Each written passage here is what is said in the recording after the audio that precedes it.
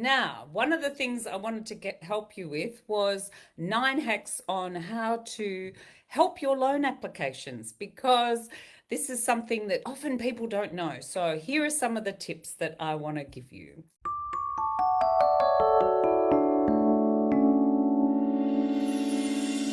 Number one, I always suggest people add a full 100 points of their ID. So they'll go, oh, my driver's license. And often lenders will just ask for the driver's license. But in the background, often you get extra points on your credit application for having 100 points ID. So I would always suggest you add your passport and your driver's license. And you can actually include your passport even if it's up to 2 years expired.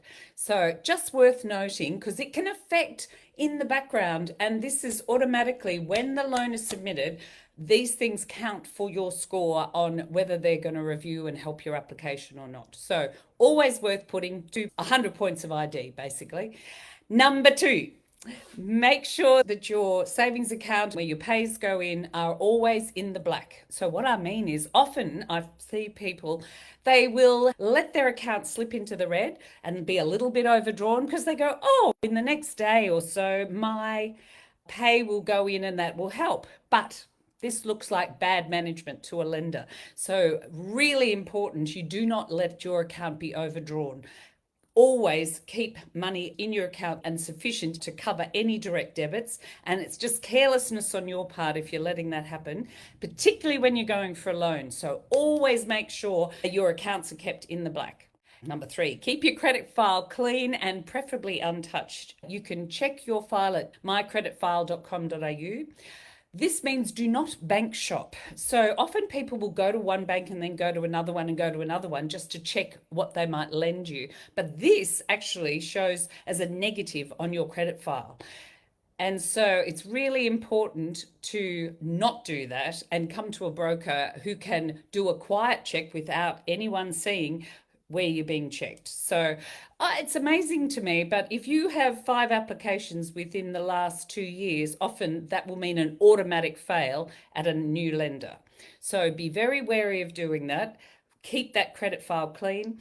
And the big furphy on that one is you do not need to apply for a credit card to get a good credit score. That's just not the case anymore. So definitely do not worry about that one at all. Number 4. List all the details of all your assets. So all your savings accounts that have more than, say, at least $10 in them, give them something. Superannuation, all your contents, any gold, shares, anything, caravans, cars, motorbikes, whatever you've got, because all of it adds up to make you look like a person who's got more assets. So that's important because it gives the lender some reassurance that you're actually doing the right thing.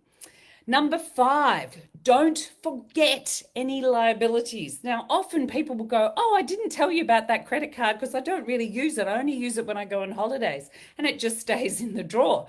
But the problem is, if you don't include open credit in your application, it makes you look like a liar to the lender. So you don't want to look like a liar to any lender. So it's really important. Any open lines of credit, anything at all, we usually will ask and check with you, but sometimes people just forget to tell us, or they forget they've got an open credit card. Please make sure you tell whoever's helping you apply for your loan every single piece of open credit that you have, because it all will count in your application. Number 6, when you are wanting to buy a property, make sure you have an account labelled home deposit and only put money into it. Do not take money out of it. So lenders like to see that you have a home loan account that has home deposit written on it. And so it's very clear that that's your genuine savings and that you're allocating that for the purchase of the property.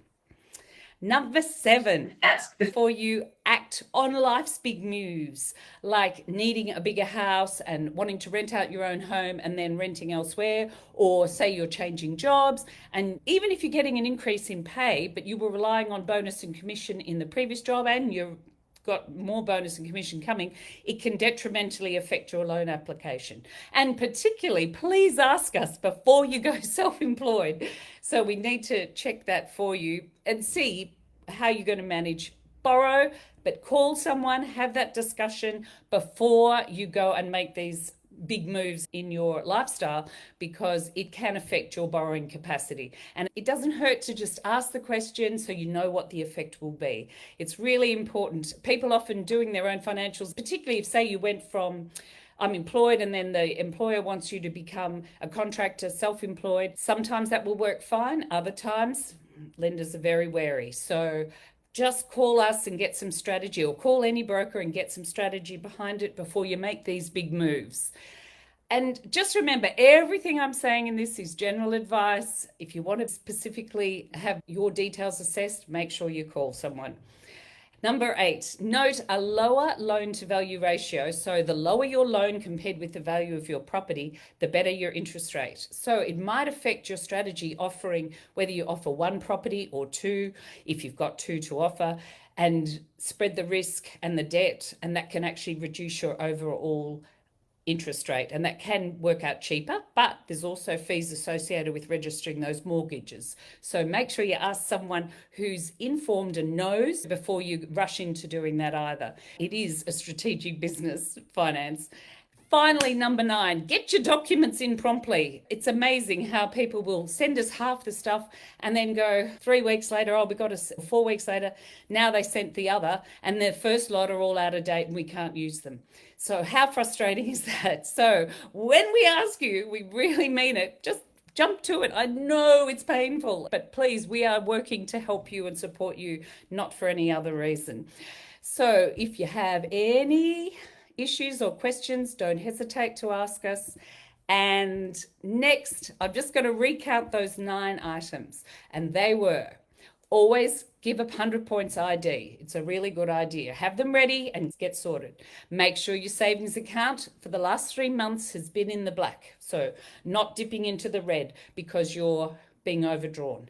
Number 3, keep your credit file clean and have a look what's on it. You can have a free access of your credit file at mycreditfile.com.au. Number 4, add all your assets like your caravan, superannuation, contents, everything that you can think of. And do not go for, oh, my contents aren't worth much. Think about full replacement value if you had to go out and buy it all again new. So give us the full details and don't underestimate on that score. Number 5, don't leave off any liabilities off your application, because if it's open credit, it counts on your application. Number 6, label an account home deposit and don't dip into it. Number 7, ask before you act on life's big moves. Number 8, note lower loan to value ratios give you better interest rates, generally speaking. Number 9, get your documents in promptly. And my challenge to you this week is write down a list of all the questions about loans you have and contact your bank or broker or me for answers, because we'd love to help you, but there are plenty of people and you'll have questions in your mind and you'll forget them as the week goes on. So write them all down, then come back with a full list. Next week, we're going to be looking at a mortgage calculator demonstration. So if you're interested, I'd love to see you. Have a wonderful week, everyone.